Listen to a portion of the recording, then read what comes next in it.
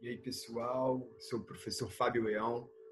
Vamos dar continuidade aqui à correção do nosso simulado, né, nessa preparação importante para o concurso de contagem. Vou trabalhar com vocês aí as questões sobre os conhecimentos, né, sobre a cidade, sobre, né, política administrativos, né, conhecimentos históricos sobre a cidade também.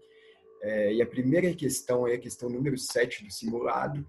Nós vamos tratar sobre exatamente os processos políticos administrativos do município de Contagem.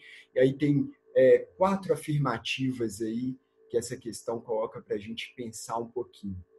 A primeira afirmativa diz o seguinte: durante cerca de 200 anos, de 1701 a 1901, Contagem esteve ligada ao município de Sabará. Essa se a gente for lá no atlas histórico, né, da cidade, a gente vai perceber que é exatamente isso, né? São 200 anos de ligação aí com o município de Sabará, que naquele momento ali, né, nesse período, era uma vila muito importante dentro da comarca aqui, aqui em Minas Gerais. A segunda afirmativa: o município de Contagem foi criado pela Lei número 556, de 30 de agosto de 1911. Então, exatamente, em 1911, Contagem ela tem de volta a sua autonomia, que tinha sido perdida alguns anos antes, né? Contagem fazia parte, ficou durante algum período, um bom período, sendo parte integrada ao município de Santa Quitéria, que atualmente a gente conhece como Esmeraldas. Então, essa é uma afirmativa correta também. A afirmativa 3 vai dizer que Contagem ganha fóruns de cidade pela Lei 336, de 27 de dezembro de 1948. Então, mais uma vez, voltando lá no atlas histórico, na história, na origem de Contagem, todo esse processo histórico, a gente vê que lá que Contagem perde a sua autonomia administrativa no ano de 1938 e durante 10 anos fica aí também sem essa autonomia, né, política aqui. Então, só em 1948 que a gente vai conquistar aqui em Contagem, mais uma vez, essa autonomia administrativa, política aqui na cidade. Então, a afirmativa 3 também é uma afirmativa correta. E lá na afirmativa 4, está dizendo que o município de Contagem é uma cidade independente desde o início da sua história. Então, essa alternativa, ela comparada às outras, a gente já percebe que não, né? Contagem, ela já foi parte, né, de Esmeraldas, né, de Santa Quitéria na época. Contagem também já teve uma forte ligação com Sabará, com Betim, né? Então, a afirmativa 4, ela tem um problema, ela é errada. Então, vamos ver qual dessas alternativas aqui, então, elas, né, então são corretas as afirmativas. Letra A, 1 e 2 apenas? Não só a 1 e 2 estão certas, mas não apenas elas. A letra B, 1 e 3 apenas? Não. Letra C, 2 e 3 apenas? Também não. Letra D, 2, 3 e 4? A 4 é uma afirmativa errada, né? Então, a alternativa que, né, que está certa, que está correta, que é a 1, 2 e 3, né? Porque são as afirmativas 1, 2 e 3 que são as corretas. Então, a letra E preenche aí esse espaço aí, então, para a gente. Então, a letra E está correta. A questão número 8 já vai falar para a gente sobre o plano de cargos, carreiras e vencimentos do magistério, dos servidores públicos, né? Dos quadros setoriais da FUNEC, da educação, do Poder Executivo do município de Contagem, enfim, dos quadros setoriais da educação. E aí ele está querendo saber o seguinte: esse pessoal, né, a partir da lei complementar 90, que vai dizer sobre esses planos de carreiras, de cargos, de vencimento, quando a gente está pensando no exercício desse servidor na escola, ele gozará o seu período de férias regulamentares durante, letra A, 30 dias consecutivos do mês de janeiro, letra B, 30 dias consecutivos no mês de janeiro, mais 15 dias no mês de julho. Letra C, 10 dias consecutivos em dezembro e 30 dias consecutivos em janeiro. E letra D, 10 dias consecutivos em dezembro, 30 dias consecutivos em janeiro e 15 dias consecutivos em julho. Então, é só a gente voltar lá na Lei 90, importantíssima para a gente nesse concurso, tem que ler essa lei complementar, ela é importante, a banca da FUNEC gosta de cobrar essas questões. Então, a letra A, ela traz para a gente aí a alternativa certa, porque ela vai dizer o seguinte, esse servidor gozará o seu período de férias regulamentares durante os 30 dias consecutivos do mês de janeiro. Tá? Então, a letra A é a alternativa certa na questão número 8. A questão número 9 vai falar para a gente sobre o 5, o Centro Industrial de Contagem. Então, mais uma vez, a importância de ler o Atlas Histórico Geográfico da cidade de Contagem para entender essa história. Então, quem não leu ainda, dá tempo ainda, volta lá nesse documento, que ele é importante. A banca da FUNEC cobra muito também esse Atlas, e ele vai dizer para a gente nessa questão. A reforma tributária de 1966, ao criar o ICM, propicia a elevação significativa da arrecadação municipal, tornando possível a implantação de grandes obras pelo município, entre elas os 5. Então, leia as assertivas a seguir que tratam sobre esse processo histórico. A assertiva, né, número 1, vai dizer: a criação do 5 se deveu ao interesse manifestado pela Prefeitura de Contagem no sentido de verificar a possibilidade de expandir seu parque fabril e de conduzir a sua atuação seguindo os critérios alicerçados em bases racionais. O 5, diferente, né, do parque industrial, da cidade industrial que foi construída sem um planejamento arquitetônico, pensando no meio ambiente, né? Diferentemente, o 5 ele foi construído com bases racionais e a partir de um interesse realmente da prefeitura em conduzir essa expansão, essa sua atuação industrial na cidade e em Minas Gerais. Então, a assertiva número 1 ela está corretíssima. Assertiva número 2, o 5 foi ocupado rapidamente. As empresas compraram grandes lotes, seja porque os preços eram subsidiados, seja porque no clima desenvolvimentista criado, as perspectivas eram muito otimistas naquela época. Então, realmente, o 5 ele foi bem planejado numa área que era estratégica, né, para escoamento, tanto para a busca de matéria-prima para as indústrias, tanto também para essas indústrias levarem seus produtos para outras localidades. Então, o 5 rapidamente ele é ocupado, né? Os lotes eles são vendidos rapidamente, né? O governo subsidia também essa compra, esses preços, né? Então torna atrativo para quem está investindo, né? Fazendo investimento nesse momento. Então rapidamente o 5 ele é ocupado, tinha toda uma perspectiva, né? De um futuro muito promissor e otimista sobre o 5. Então a assertiva 2 também é uma assertiva correta. A assertiva 3 ela vai dizer: o local de instalação do 5 foi escolhido de forma aleatória, embora tenha sido realizado um completo levantamento das condições ótimas para sua implantação. O que favoreceu o local da sua escolha foram as relações políticas. A 3, ela, de certa forma, ela vai contradizendo as outras duas assertivas, né? Então, o local do 5 foi escolhido de forma aleatória. Né? A gente acabou de dizer que o 5 foi escolhido racionalmente, foi pensado estrategicamente um local para se implantar o Centro Industrial de Contagem. Então, a assertiva 3 ela apresenta esse probleminha aí, tá? Então, vamos lá para a assertiva 4 para ver também.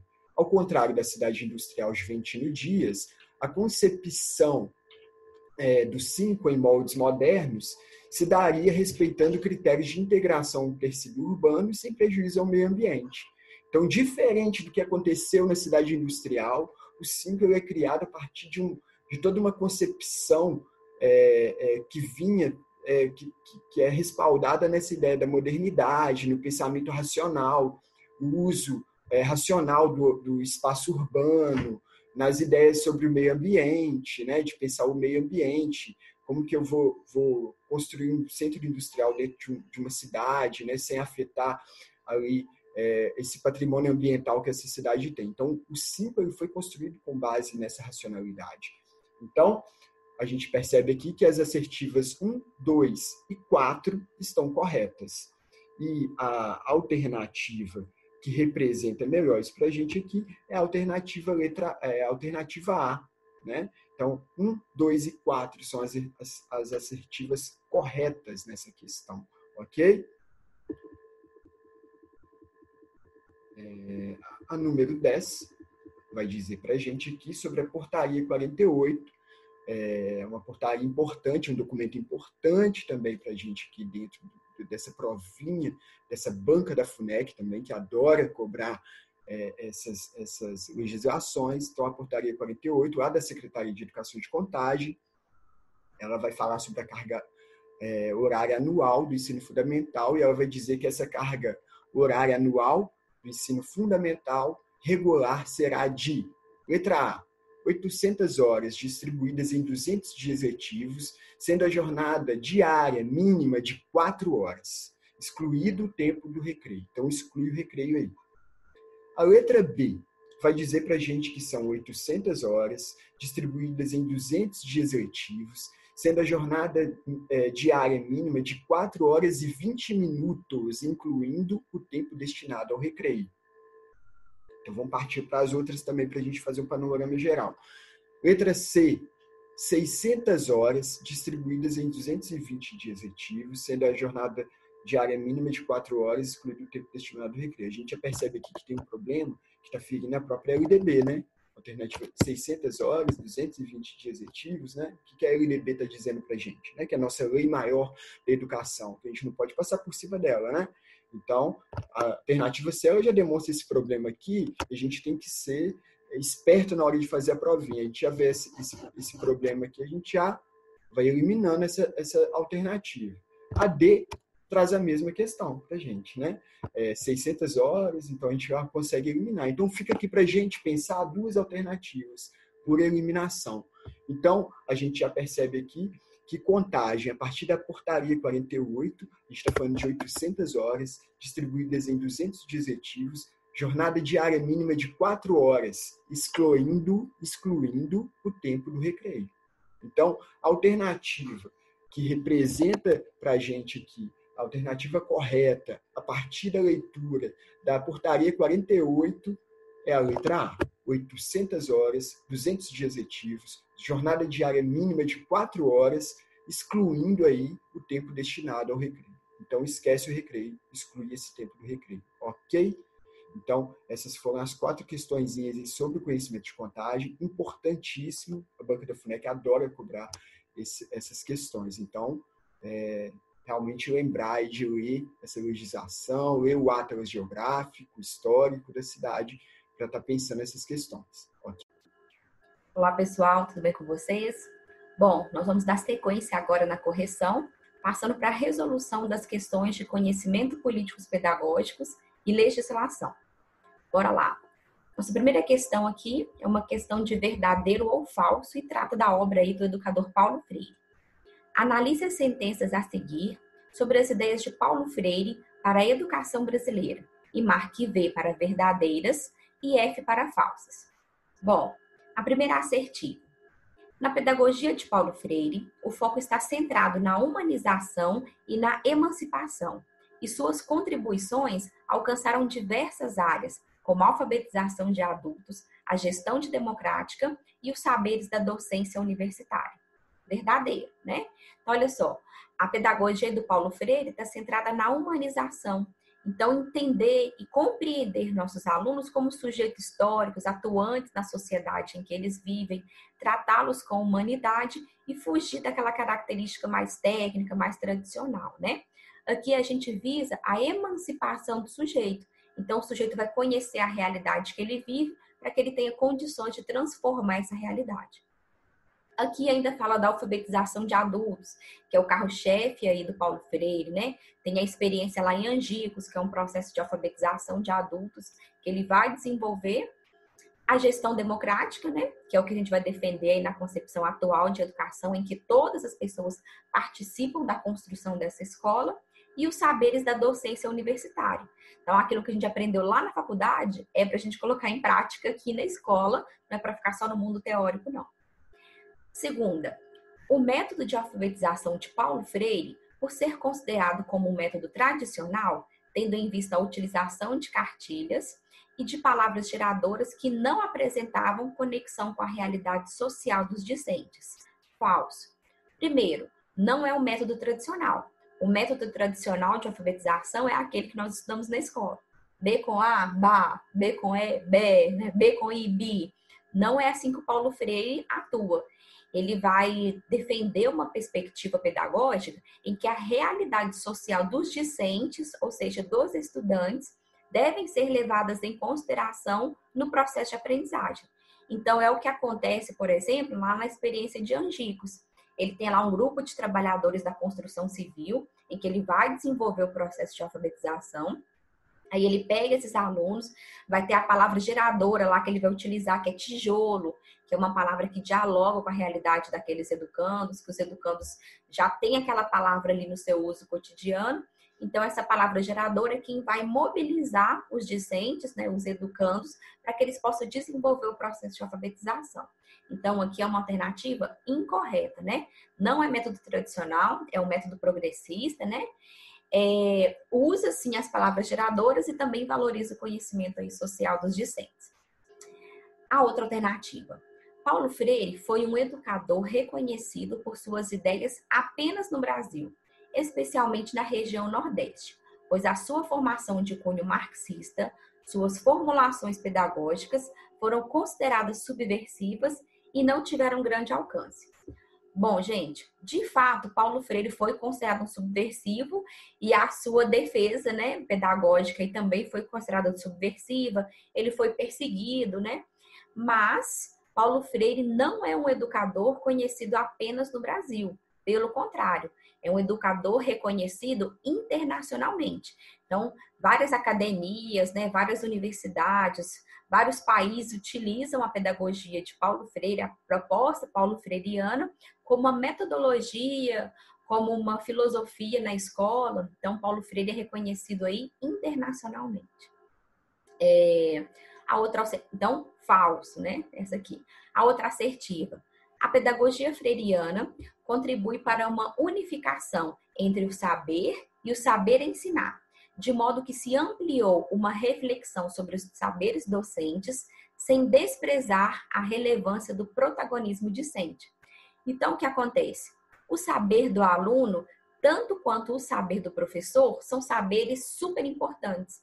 Então, o aluno, né, essa pedagogia freiriana, ela vai defender que o aluno exponha sua opinião, seu ponto de vista, né, faça parte desse processo educativo, não como um sujeito só para receber informações, mas como um sujeito protagonista do processo de aprendizagem. Ou seja, ele está construindo a sua própria aprendizagem e o professor é o mediador desse processo. Então, alternativa verdadeira. Então, aqui na 11, a alternativa correta é a letra D. Verdadeiro, falso, falso, verdadeiro. Tranquilo? Gente, qualquer dúvida, só deixa na descrição aqui do vídeo que a gente vai comentando aí depois, beleza? 12. A Declaração de Salamanca é uma resolução norteadora das Nações Unidas que trata sobre as políticas de educação especial. O Brasil é signatário dessa resolução, de modo que toda sua política educacional deve perpassar pela garantia do atendimento a esse direito. Sobre a educação especial, é incorreto afirmar que a.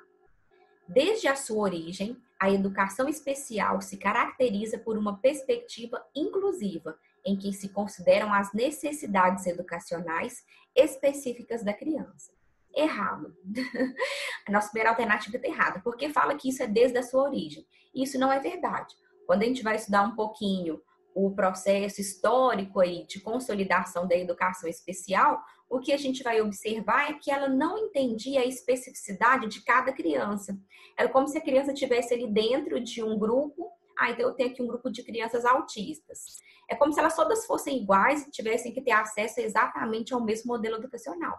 E hoje nós sabemos que não é bem assim. Cada criança tem a sua forma de aprender, tem o seu tempo de aprendizagem, tem o método que funciona mais para um, menos para outro. Então, mesmo dentro da educação especial e inclusiva, nós temos que atender às necessidades específicas de cada uma daquelas crianças, bem como na educação regular também.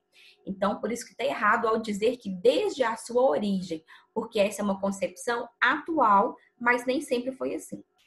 Só para a gente situar, a Declaração de Salamanca, né? Ela é uma declaração aí construída de forma coletiva, né? Em que o Brasil é signatário. O que significa isso? Que o Brasil foi lá nessa reunião das Nações Unidas, assinou e se comprometeu a colocar em prática aquilo que a Declaração de Salamanca acredita. Vamos lá para as outras questões, né? Que são as questões corretas. B. Durante muito tempo, a educação especial foi oferecida em instituições especializadas, escolas especiais e classes especiais, em substituição ao ensino comum. Correto. Então, aqui, por exemplo, nós tínhamos o Instituto São Rafael. Então, o aluno ia lá para aquela instituição específica para que ele pudesse estudar. Na real, a maioria dos alunos com alguma necessidade especial acaba ficando fora da escola, porque também essas instituições especiais não davam conta de receber todo o aluno que precisava desse atendimento. O que a Declaração de Salamanca compreende? O que o Brasil vai compreender, porque nós somos signatários dela, né? Ela compreende que todos os estudantes devem ir para a escola de ensino comum. Lá nessa escola de ensino comum, né, os alunos que necessitarem de um atendimento especializado devem ter esse acesso. Então, você, por exemplo, tem um aluno que ele é cego, por exemplo. Então, ele vai ter lá um acompanhante especializado para acompanhar ali o seu desenvolvimento na escola. Eu tenho outro aluno que é surdo, então ele vai ter lá também um acompanhante para colaborar no processo de aprendizagem dele. Mas onde que essas crianças vão estar? No ensino comum. Por quê, gente? Porque nós vivemos na sociedade, a sociedade é diversa. Então, nós precisamos conviver com a diferença, né? Então, nós convivemos com a diferença, o aluno especial convive com outras diferenças também, cada um de nós temos uma peculiaridade. Então, a Declaração de Salamanca compreende que nós temos que conviver juntos para que a gente aprenda a respeitar, né, e conviver com essas diferenças. Por isso, todo mundo lá no ensino comum. C. O projeto pedagógico da escola deve articular a educação comum e a educação especial, buscando atender às necessidades dos educandos. Correto. Então, o projeto político-pedagógico é para atender toda a diversidade presente na escola. Eu não tenho um projeto pedagógico para uma turma de aluno e um projeto pedagógico para outra turma. Não, eu tenho um projeto pedagógico pautado pela diversidade. Aí aqui eu vou conseguir incluir todas as diferenças. D. O trabalho colaborativo entre os professores da sala de aula comum e o da sala de recursos multifuncionais busca promover condições de aprendizagem da criança com deficiência. Então, não é assim, a criança vai para a escola e vai ficar lá numa salinha só lá dos recursos multifuncionais com seu acompanhante sozinho. Não, ela tem esse momento também para ela trabalhar sozinha, mas ela tem que vir e trabalhar junto da sua turma também. Então, esse trabalho aí tem que ser colaborativo entre os profissionais que estão envolvidos nesse cenário. Tranquilo? Então, alternativa 12. Letra A, incorreto. Por quê? Porque a educação especial não segue esse formato desde a sua origem. Então, esse desde a sua origem é o que deixa essa questão aqui incorreta. Vamos lá para a 13. Nas comunidades tribais, as crianças aprendem imitando os gestos dos adultos nas atividades diárias e nos rituais. Tanto nas tribos nômades, como naquelas que já se sedentarizaram, para se ocupar com a caça, a pesca, o pastoreiro ou a agricultura. Esse é o texto da Aranha, é uma obra obrigatória aí do edital, né? De acordo com Maria Lúcia de Arruda Aranha, podemos considerar que as crianças se desenvolviam por aspectos. Bom, vamos entender o seguinte. A Aranha, ela está fazendo aqui um histórico de como é a educação e a pedagogia ao longo do tempo, desde a pré-história até os dias atuais. É um livro bem grandão. Quem já passou por essa aula aí, o Daniel, ele fez um resumão para gente, e para trazer essa perspectiva. Vamos entender o seguinte. Uma comunidade nômade são aquelas que vivem migrando por várias regiões. E a sedentária é aquela que já estabeleceu um local fixo para viver. E aí ela sai para pescar, para caçar, né? Mas ela também já desenvolve a agricultura. Então, por isso que ela está parada naquele lugar ali, porque ela está desenvolvendo a agricultura. E aí, como que as crianças vão ser educadas nessa sociedade? Aí a Aranha vai perguntar aí para a gente, né? Como que esses aspectos se desenvolviam? A, do inconsciente. B, da lógica matemática. C, da escrita. D, de uma sociedade organizada. Ou E, da consciência? Alternativa correta, letra A, do inconsciente. Então, essa criança, ela vivia um cenário em que ela observava o pai e a mãe caçando, observava lá outros membros da comunidade construindo alguma coisa, pescando. Então, inconscientemente, ela ia aprendendo sobre aquela forma de organização da sociedade. Então, por isso que é A, inconsciente, né? B, da lógica matemática? Não, a gente não pode fazer essa afirmação ainda, né?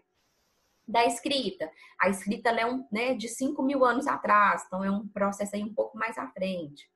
De uma sociedade organizada? Não tinha uma organização de uma escola em que a pessoa ia lá, sentava e aprendia como seria aquele processo. E da consciência? Não, porque a Aranha vai entender que nesse cenário ela está observando e está aprendendo ali de forma quase que nativa, sem precisar conscientemente pensar assim, olha, vou sentar agora para estudar um simulado aqui para o concurso. Isso é um aspecto consciente, né? Agora, o inconsciente não é no cotidiano. Como é que você aprendeu a fazer comida? Eu via minha mãe fazendo. Então, inconscientemente, eu fui aprendendo sobre aquele processo. Então, é assim que a Aranha compreende que as crianças se desenvolviam aí nessas comunidades da antiguidade. Bom, 14. Aqui é sobre o ECA, né? O Estatuto da Criança e do Adolescente. 14. A criança e o adolescente têm direito à educação, visando ao pleno desenvolvimento de sua pessoa, preparo para o exercício da cidadania e qualificação para o trabalho. Segundo o Estatuto da Criança e do Adolescente, é um direito assegurado a esse público no âmbito da educação. Vamos ver qual direito que é. Gente, muitas pessoas têm preconceito com o ECA, muitas vezes por nem conhecerem a legislação. Já tivemos uma aulinha aí também do ECA, né? Vamos tentar lembrar aqui agora dela. Beleza, qual que é o direito da criança aqui, então, de acordo com o ECA? A, questionamento da posição ideológica do professor? Errado. O aluno não pode questionar o posicionamento ideológico do professor, né? O professor está ali para trazer as concepções dele, o aluno pode dialogar com o professor, porque a gente está ali para dialogar. Agora, questionar o professor sobre a posição que ele segue, não, o ECA não vai dizer que o aluno tem esse direito, não. Ele tem direito ao diálogo, mas questionar o professor quanto à sua posição não é um direito garantido. B, um professor exclusivo para quem necessite de reforço escolar. Não, o ECA também não define isso, né? Isso aí, quem pode definir pode ser o projeto político-pedagógico da escola, em que a escola separe alguns dias para que o aluno tenha acesso a um reforço e tal, mas o ECA não define isso. C, o livre acesso aos conselhos administrativos, pedagógicos e de classe da escola. Também não. O ECA não diz isso. Lá na nossa escola, aí sim, a gente pode pensar que o aluno tem esse livre acesso, que ele vai participar dos conselhos, que ele seja parte da construção dessa gestão democrática da escola. Mas o ECA não diz que ele tem que ter esse livre acesso. Isso aí são as escolas que vão organizar. D, a contestação dos critérios avaliativos, podendo recorrer às instâncias escolares superiores. Correto. Então, o aluno tirou uma nota lá na prova que ele considera que não está de acordo com o que ele fez. Então, ele pode ir lá e pedir uma segunda avaliação dessa prova. É um direito dele, que está assegurado aqui pelo ECA.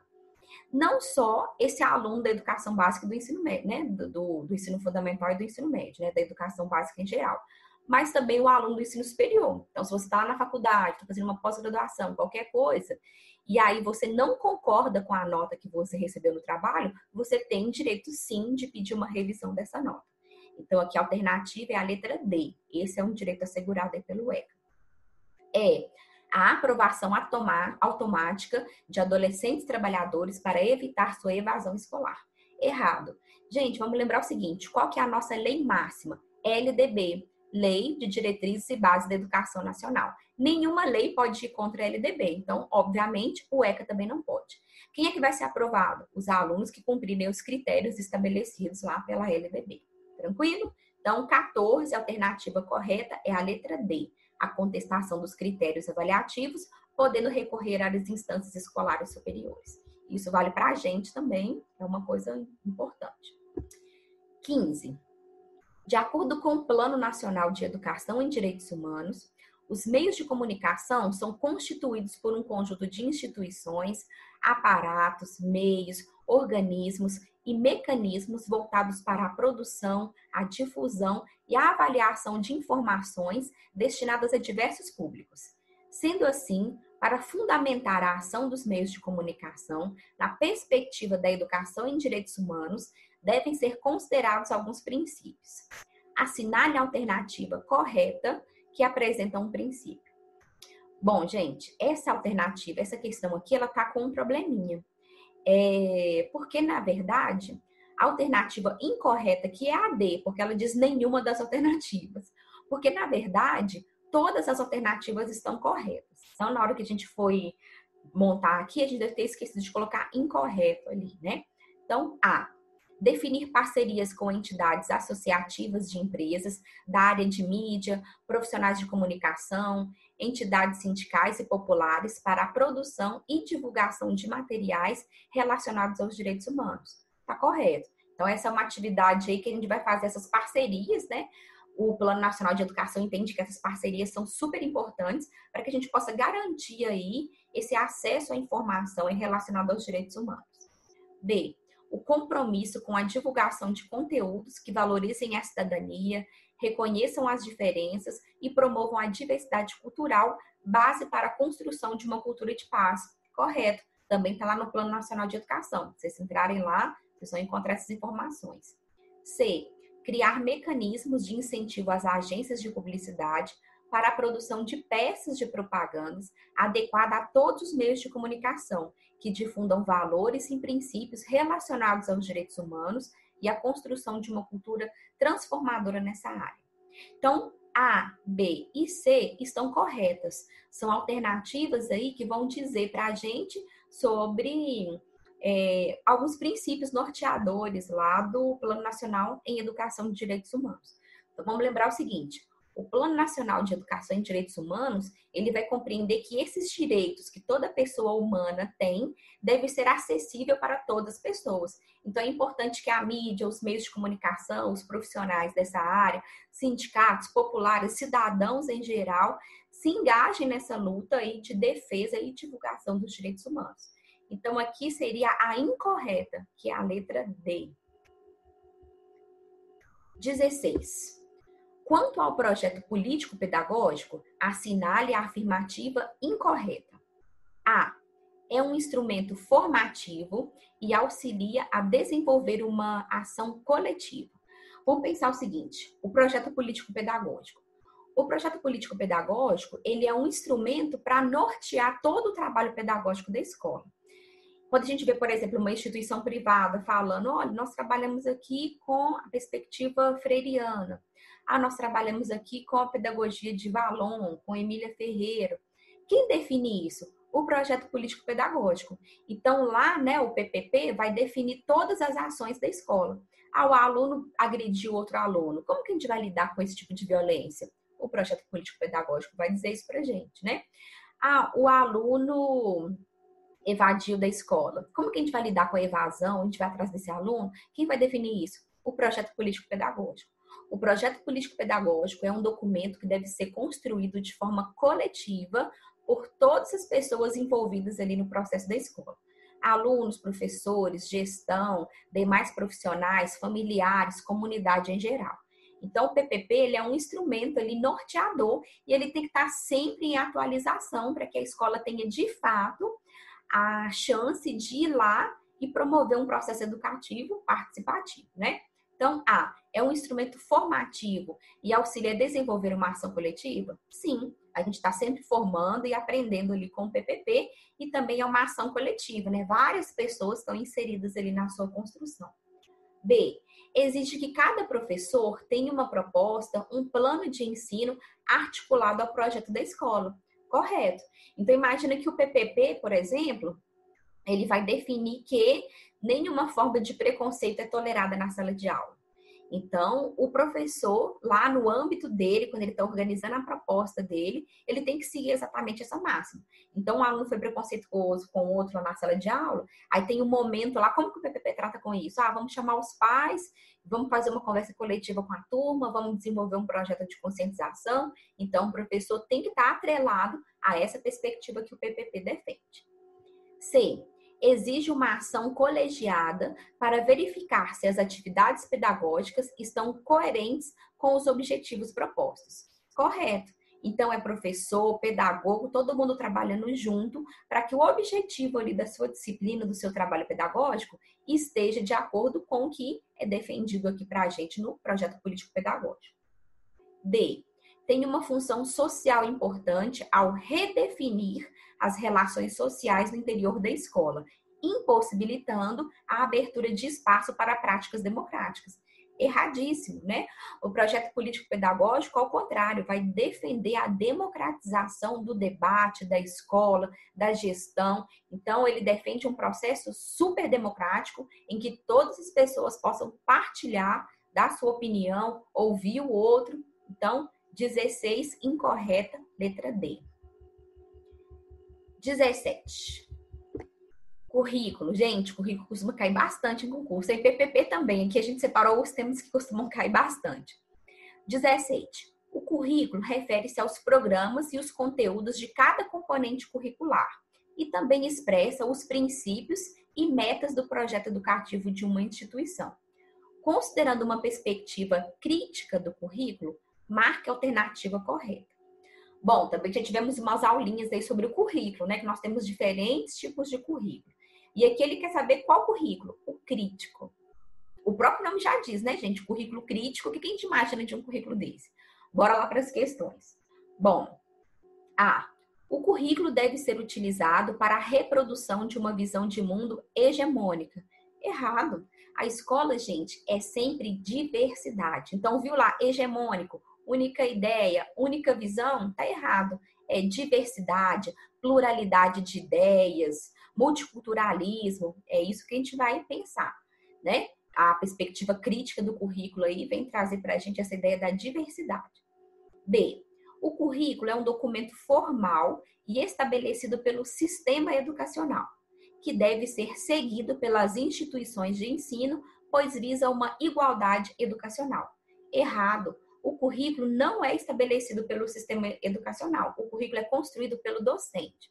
Exemplo, Base Nacional Curricular Comum, BNCC. Então, nós temos a BNCC, que tem uma parte comum. Então, todo aluno, independente se ele estuda em Contagem das Abóboras ou se ele estuda no Oiapoque ou no Chuí, ele tem que ver determinados conteúdos ali em comum. Outra parte desse currículo é específico. Então, ele vai ser definido pela escola de acordo com o local que a escola está inserida, com a cultura daquela escola, com as perspectivas daquela comunidade, com os objetivos estabelecidos no projeto político-pedagógico. Então, esse currículo ele é construído pelo docente, né? Ele é construído ali pela escola, em parceria com outras pessoas. Não é um currículo fechadinho que vem ali para a gente e é entregue. Se for assim, ele não é crítico, né? Ele vai ser outro tipo de currículo aí. C.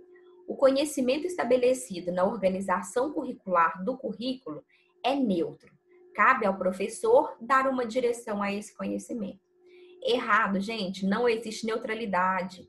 Erradíssimo. Nunca pense em neutralidade. Você entrou ali na sala de aula para dar sua aula. Se você está achando que você está neutro, você já está errado.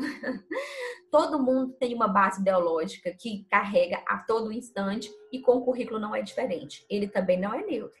Quando eu penso, por exemplo, no currículo de história, o que entra e o que sai do currículo, existe neutralidade nisso? Claro que não. Aquilo foi definido de alguma forma, ou seja, não é neutralidade, né?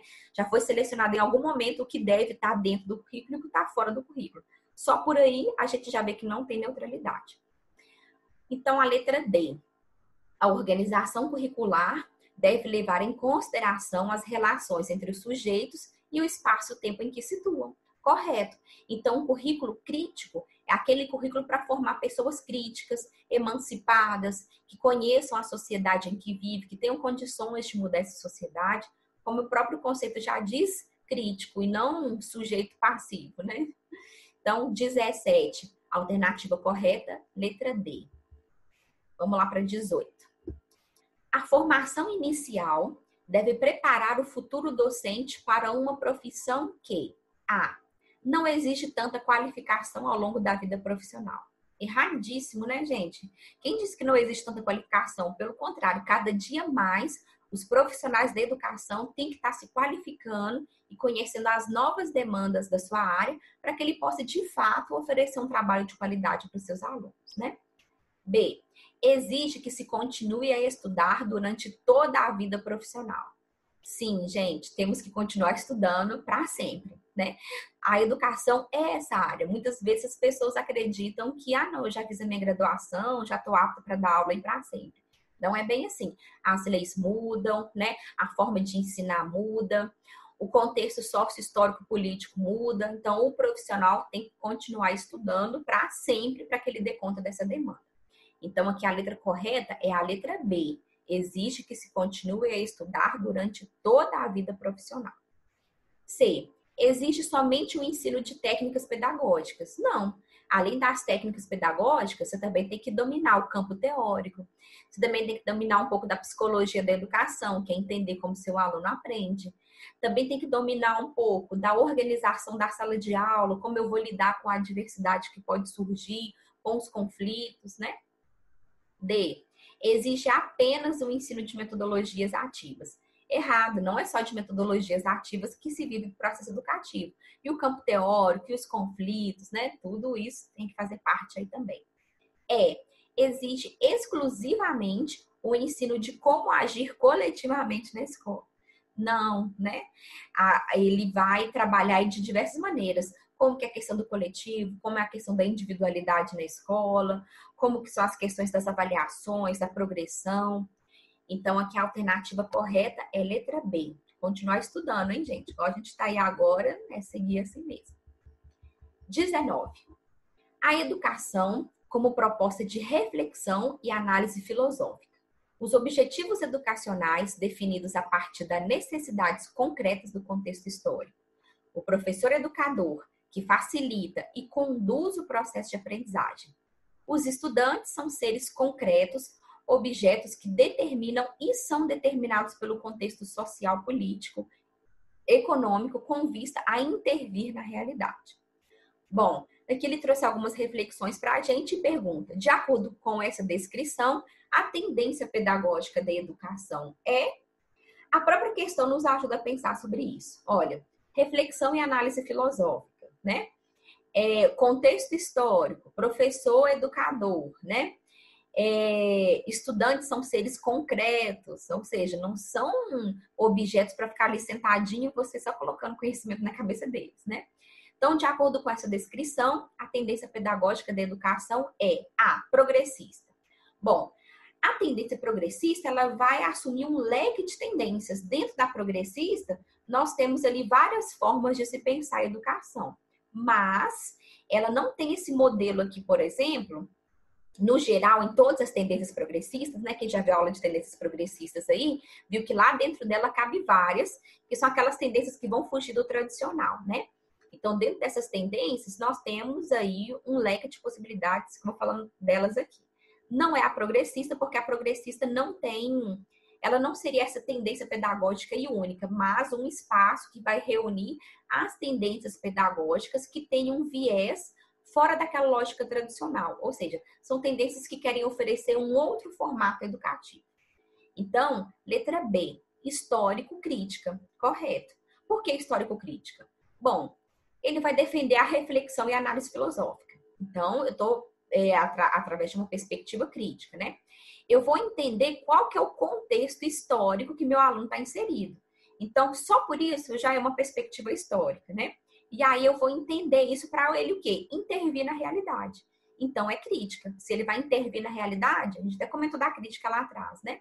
Então, um sujeito crítico é qual? Um sujeito passivo que recebe as informações? Não, é um sujeito ativo, é um sujeito crítico, né? Tecnicista. A tecnicista, gente, ela é o início lá da educação profissional. Então, a gente tinha uma ideia que era assim, eu preciso de ferramenteiro para a indústria automobilística, né? Preciso de determinados profissionais. Então, ele não tinha uma ideia crítica. O aluno simplesmente tinha que aprender a reproduzir como que ele ia utilizar aqueles instrumentos, como que a empresa se organiza. É basicamente uma parada técnica, em que ele não vai ser esse sujeito crítico, mas um sujeito que reproduz aquela lógica ali da empresa. Tradicional, vivemos ela bastante aí na escola, né? A tendência tradicional não respeita aí o histórico do aluno, não tem esse intuito de querer intervir na realidade, não tem uma proposta de reflexão e de análise, pelo contrário, é só reproduzir aquilo que é difundido ali para a gente, né? E a renovada também está errada, porque a renovada também falta essa pegada crítica aí na renovada, falta essa ideia aí do estudante intervir na realidade que ele vive. Então, a tendência pedagógica aí dessa reflexão proposta é a histórico-crítica, letra B. Vamos para a 20 aqui agora, mais uma do Paulo Freire, né? Paulo Freire aí cai bastante, com certeza vai ter uma questão dele lá para a gente na hora da prova. Sobre a pedagogia de Paulo Freire, grande educador e pensador da educação brasileira, é incorreto afirmar: a educação bancária e conservadora deve ser substituída por uma educação problematizadora. Correto.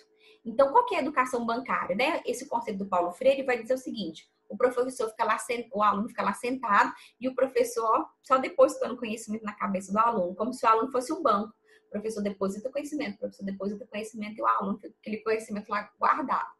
Então, esse não é o objetivo da educação paulo-freiriana, mas problematizador. Então, o professor fala, por exemplo, o céu é azul, e o aluno vai pensar, uai, mas por que o céu é azul? Por causa das camadas de gases, papapá. Então, olha só, é uma questão problematizadora, não é simplesmente reproduzir o céu é azul e o aluno, sim, o céu é azul. Não, é problematizar, entender esse contexto aí, né? B. O mais importante para o oprimido é a tomada de poder da classe opressora, para se libertar da exploração política e econômica, passando de explorado a explorador. Erradíssimo, né, gente? O Paulo Freire ele vai defender a emancipação da classe trabalhadora. Então, assim, esse salário lixo que a gente recebe, essa hierarquia horrorosa que a gente tem que vivenciar, pessoas lucrando muito e outras morrendo de fome. Então, o mundo está errado, né? Então, o Paulo Freire está fazendo esse alerta aí pra gente. O mundo está errado, tem uma classe que manda, tem uma classe que obedece. O que nós temos são poucas pessoas que concentram muito poder em suas mãos, enquanto a grande maioria das pessoas vive na pobreza, vive sem acesso a uma educação de qualidade, sem acesso à saúde. Então, nós seríamos esses explorados, enquanto tem uma elite que é exploradora. Na perspectiva do Paulo Freire, isso não deve existir, né? Porque ele é um cara marxista que vai defender o fim dessa hierarquia das classes e a gente ser todo mundo igual. Então, a ideia não é que o trabalhador vai passar a mandar no patrão. Não, não é passado de explorado a explorador, né? É todo mundo ter as mesmas condições. Então, essa está errada. Letra C. Os temas geradores na alfabetização devem partir de problemas reais e concretos dos alunos. Aquele mesmo caso lá de Angicos. Peguei a palavra tijolo porque é o que parte do contexto ali dos educandos que o Paulo Freire estava trabalhando. Então, alternativa correta. D. A pedagogia do oprimido tem por base o diálogo e a conscientização de classe. Correto. Então, a gente está ali na escola para a gente dialogar, para a gente aprender. Se a gente vai para a escola para ficar só ouvindo o professor falar sem parar, sem a gente problematizar e dialogar, aquela educação ali não vai ter sucesso, né? E conscientização de classe. Que mundo que eu vivo? O que acontece com os rios aqui da minha cidade? Por que essa conta de luz aqui é tão cara? Por que o transporte coletivo é caro desse jeito? Né? Então, é essa consciência de classe mesmo, entender esse mundo que a gente vive, né? Então, correta. Letra E. Na pedagogia da autonomia, ética, bom senso e alegria são saberes necessários à prática educativa. Gente, a escola e o estudo não pode ser esse espaço de sofrimento, né? O que o Freire vai defender aqui pra gente? A ética, o bom senso e a alegria. Eu tenho que estar aqui estudando para esse simulado e feliz, e gostando, e engajado nesses temas. Se eu tiver aqui por obrigação, sem vontade, gente, a gente não vai conseguir apreender esses conteúdos aqui, né? Então tem que ser um momento de prazer.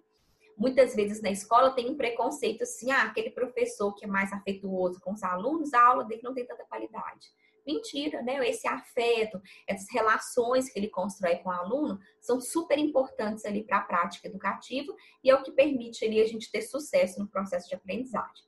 Então, alternativa incorreta, letra B. O explorado não quer se tornar um explorador, ele quer que todo mundo ali seja igual. Tranquilo, pessoal? Espero que a correção desse simulado colabore aí com as atividades aí de estudo de vocês e estaremos juntos aí todos os domingos, sempre divulgando essas aulas. Elas ficam salvas para que todo mundo possa acessar aí no horário que for mais tranquilo. Tudo certo? Muito obrigada. Tudo bem aí para vocês? Um bom dia, muitos estudos para todos vocês. Até mais.